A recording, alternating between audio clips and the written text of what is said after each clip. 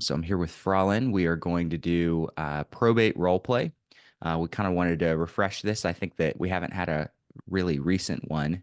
So kind of refreshing role play coaching session. Okay.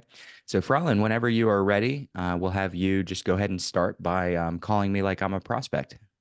Yep, got it. All right. Yep, I'm ready. Ring, ring. Hello. Hello, Bruce. Yeah, this is Bruce. Who's this? Oh, hi, Bruce. This is Lynn. I'm just reaching out regarding the estate that you're handling for Karen Hill. Do you have a few minutes? Yeah, it's about my mom's estate. Yes, sir. It's regarding the estate, the property at 123 Main Street. Okay. Yep. Yeah. Yes, sir. So I'm with McLean Probate Team. We purchase probate properties. We also help with the estate services. And yeah, we just wanted to ask what your plans are in terms of the estate or the probate property. Um, yeah, I don't really know. It's really, really early. Haven't decided yet. Okay, sure. Yeah. Are you still in probate though, or? Yeah, just started like a Oh, week okay. ago. Oh, okay. Okay. Oh, it's very early for me to. Yeah, yeah, definitely.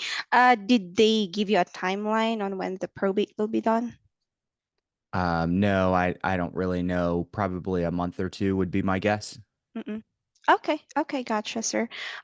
Yeah, sir. So, is it okay if I maybe follow up with you within a month? Just to check if you would be interested in offers. W- the realtor I work with is also an investor, so he can purchase, properties cash, or he can list it for you, whichever works. Oh, okay. So yeah, I guess so. I don't know if we're gonna sell the house or not. It's just too early. We haven't decided on that. So maybe Mm-mm. check Yeah, back with sure. me. Yeah, you can check back with me later. That's fine. Yeah, yeah, absolutely, Bruce. Or we could just send you something in the mail as well to introduce the company and just so you have an idea of who we are and what we do. Okay, yeah, that's fine. Okay, okay, gotcha. Could we send you something in the email as well, or No, mail is fine. mail is fine? Okay, gotcha. Um, Sir, just wanted to ask, do you have other properties that you might want to sell, or maybe know someone? We actually offer $1,000 referral fee, so for every Oh, property we interesting. purchase. Yeah. Okay. No, I don't know anyone that's selling. Okay. Okay. Gotcha. All right. Okay. Okay. No worries. Well, thank you, Bruce. I won't take much of your time, and I'll follow up again with you. Maybe in a few weeks or a month. Okay. Sounds good. All right. Thank All you. right. Bye Okay, bye. thanks. Bye. Cool. Okay. Obviously, I was really early in the process. However, okay, uh, I think we could have pulled that out a little bit longer. So here's the first thing that I'm gonna have you start working on is your questions. Okay, your good questions. Some of them sound a little bit uncertain. Okay. Okay. So sometimes you're asking a question. You're like, "Hey, maybe we could send you something in the mail. Is that okay?" You kind of hear what my voice is doing. Is that okay? I'm over making it overly dramatic. You're not like that, but I'm raising my tone a lot more on that question. Mm-mm. Okay, so sometimes you ask a question and you keep your tone low. Obviously, it's a Okay. question. So Yep. so obviously it's a question. But um, you keep your tone low to make it a little bit more assertive. Mm. So instead of is that okay? It would be, is that okay? Okay. All right. Uh, Lower tone, more assertive when you're asking questions is it just sort of implies that they're going to say yes. It just makes people feel more comfortable. The higher your tone when you ask a question, the more people feel like you're not even sure about the question you're asking. They don't think about this. Like this isn't Mm-mm. something that they consciously think about, but unconsciously in the back of their head, it makes it feel like you're not as confident on the question that you're asking. And if you're not as confident, then they're definitely not going to be as confident. It's kind of an easy way for them to say no. So I Mhm. want you to start working on asking questions where you speed the question up a little bit, at least the end of the question. You lower your tone a little bit. Okay. Um, so is that okay? Faster. Is that okay? Okay. Yep. You thinking about selling? So are you thinking about selling? Okay. You could say, are you thinking about selling? Sounds less confident. Are you thinking about selling? More confident. It's still a question, but it's just assertive and authoritative. Okay. Mhm. Um, Yeah. and this is going to require you to kind of practice in everyday life on these things, not only on your calls. But you go through life and you talk to family and friends and you go out and you shop. When you ask questions, try to consciously just a couple of times a day. So I would make this a game where uh, outside of work, 2 or 3 times a day, or five, you might make it a game and say, hey, 5 times today, I'm going to turn one of my questions into a lower tone, faster, assertive question. Okay. And then maybe you consciously move into 10. And then maybe you consciously move to where your game is, I'm going to do this 20 times. You don't have to do that very long before it becomes a habit and you don't have to think about it anymore. So when I ask questions and ask with a lower tone, I don't really think about it. It's because it's a habit. Mhm. And it's only a habit because I practiced and I made it a game and I did it outside of work and outside of prospecting as well. So that's going to be one thing that I want you to kind of work on. Um, so next piece is I think that you were a little fast in offering a follow-up. Um, you could have pulled that conversation out a little bit more. As a matter of fact, but before we go there, I want to talk to you more about mirroring. So we know I've taught you reframing and probably mirroring, maybe mirroring. I don't know if I've taught you mirroring.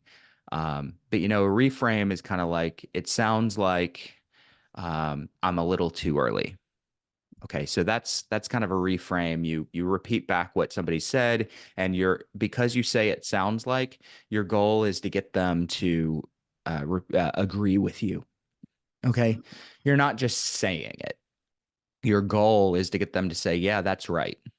Or yes, kind of agree with you verbally. A mirror is basically the same thing. It's going to extend your calls and it's going to have you build rapport faster. A mirror is just like a reframe. You're just not looking for them to agree with you.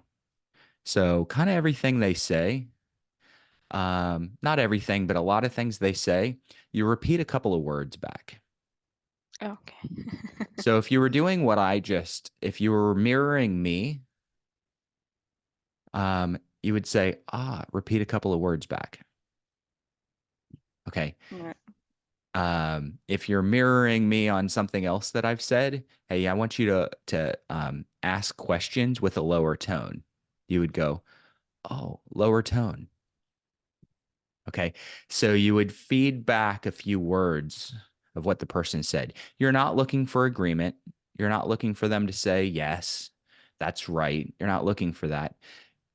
It just tricks their brain into thinking that you guys are on the same page, that you're connected, that you have rapport. Okay. Yeah. So I want you to work on mirroring. Um, the side benefit is it extends the call a little bit. The longer your call goes, the more likely you are to get a positive outcome. Okay, so it has rapport, it builds rapport, but it also extends the call, and those longer calls get better outcomes. Mhm. Um, so with that said, I think you were a little too fast to offer a follow-up. So I said that I was really early in the process. Right, I Mhm. just filed for probate and got an open probate last week. Right, Yeah. you asked when probate might be over. and I said a month or two. Okay. Is probate really going to be over in a month or two? Do you think it will, or do you think it's going to take longer? I'm not sure per Not se. sure. It Okay. depends on the state, but yeah, I've Yeah. heard like others take 6 months, 3 months, or yeah. Yeah. Normally 6 to 12 months. Okay. Mm, Normally okay. 6 to 12 months. I like the question, when is probate going to be over? Because that removes the pressure from me as the Mm-mm. prospect. So I like the question, but I said 1 or 2 months. And you can pretty much guarantee right there that I don't know what I'm talking about. Mm, Okay. okay. If I go really fast, I might get it done in a couple of months, maybe. But most people, again, depending on the state, most people are going to take 6 months at the fastest. Mm, Nine mm, to 12 months is really normal, mm, really okay. normal, sometimes longer. The people that go longer are normally kind of procrastinating, going kind of slow. So if they take more than a year, Mm-mm. they're going pretty slow. But 9 to 12 months is really normal. 6 months is fast. 1 to 2 months is lightning fast. So we don't want to. We just want to make a note of that for ourselves and for our team leaders. Yeah. That 1 to 2 months, this person doesn't know the process very well. Mm-mm. Okay, we're not going to correct them. We Yeah. got an answer. That's fine. I like the fact that you asked. And then you said, hey, maybe we could follow up in a month or so. All right. Um, Keep in mind that probate doesn't have to be done for them to sell the house. Mm-mm. So we talked about following up. They might decide to sell the house in a week. Okay. They might decide not to sell the house. They might decide to sell in 3 months. This person really doesn't know how long probate's going to take. So I think you went a little bit too fast to the follow up. I would have preferred another question or two in between. Um, so I probably would have said, hey, just a really quick, a little bit about us is my team leader, I don't like using the word boss, but my team leader um, has a real estate company or is a real estate agent and an investor. Anytime that Mm-mm. a house does need to be sold that's been inherited, we'd like to be able to help. Yeah. Okay. I understand it's a little bit early. And then I would say something like, do you know if you're planning to sell, or do you think that you guys are kind of lean toward keeping the house? Mm, Okay. So I'm going to offer a little bit of clarity around what my client does and then ask a question. And then, no, we don't know. We don't know. We don't know. I'm pushing back, pushing back, pushing back. Tell you what, why don't I give you some information on what we do? You can call me if anything changes or if you're ever looking for any help. Is that okay? So yeah. notice, is that okay? Not, is that okay? Is that okay? Okay. Um, I also like to do things like, I tell you what, when I, Mm-mm. when I lead into a question where I'm about to ask them for something, it's still a question, but I'm doing everything in my power to make their unconscious brain think that, feel like they need to do what I'm asking.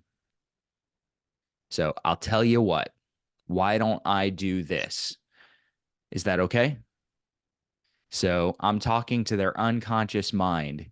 And if I raise my tone and I just ask the question without saying things like, why don't I do this? Or I'll tell you what, or listen, hey, basically, these are all like lead ins to your question that establish authority.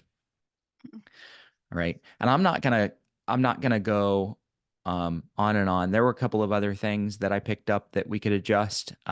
Small adjustments, really, really small adjustments, nothing bad. But I'm not going to give you any more right now. I'll save those for the next role play.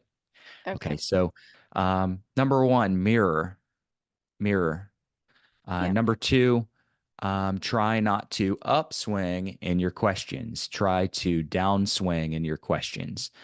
You can use lead ins on your questions, like, "Hey, I tell you what, why don't I do this?" Mm-mm. So get lower in your tone, more assertive. You're Okay. not bossing people around. You're still asking a question. You don't want them to consciously know what you're doing, but unconsciously, they're going to feel like you have more authority.